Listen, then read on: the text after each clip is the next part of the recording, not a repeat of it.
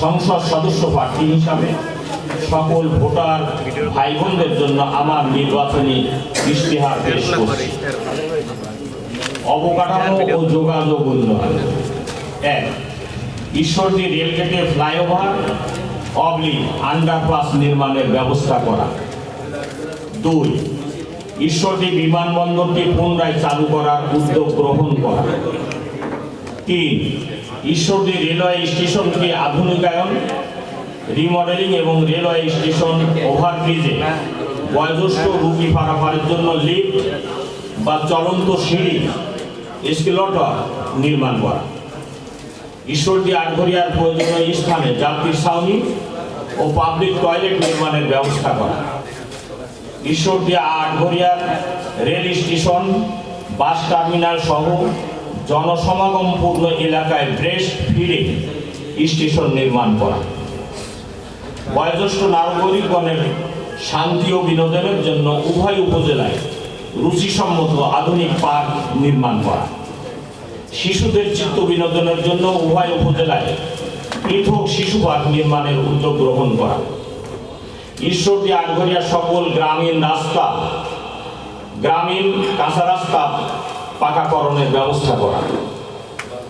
ঈশ্বরদী ইপিজেডে বিনিয়োগ বৃদ্ধির মাধ্যমে চাকুরির সুযোগ সৃষ্টি এবং কর্মরত নারী শ্রমিকদের পরিবহন সুবিধা প্রদানের ব্যবস্থা করা। শিশু শিক্ষা ও মানব সম্পদ উন্নয়ন। ঈশ্বরদী সরকারি কলেজে মাস্টার্স চালু করা। ঈশ্বরদী মহিলা কলেজকে সরকারিকরণের উদ্যোগ গ্রহণ করা।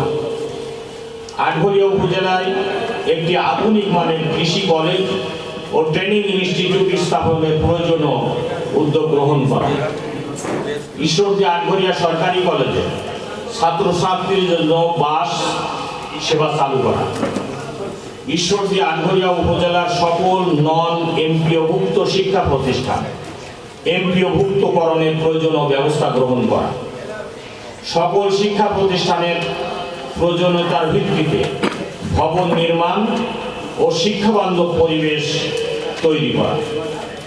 ঈশ্বরদী আটঘরিয়ায় আধুনিক গণগ্রন্থাগার স্থাপন করা। চিকিৎসা ও স্বাস্থ্যসেবা। ঈশ্বরদী আটঘরিয়া উপজেলার সরকারি হাসপাতালকে 100 শয্যার হাসপাতালে উন্নীত করা। প্রতিটা বিভাগে বিশেষজ্ঞ ডাক্তার নিয়োগের ব্যবস্থা করা। আটঘরিয়া উপজেলায় একটি আধুনিক ট্রমা সেন্টার নির্মাণের ব্যবস্থা করা।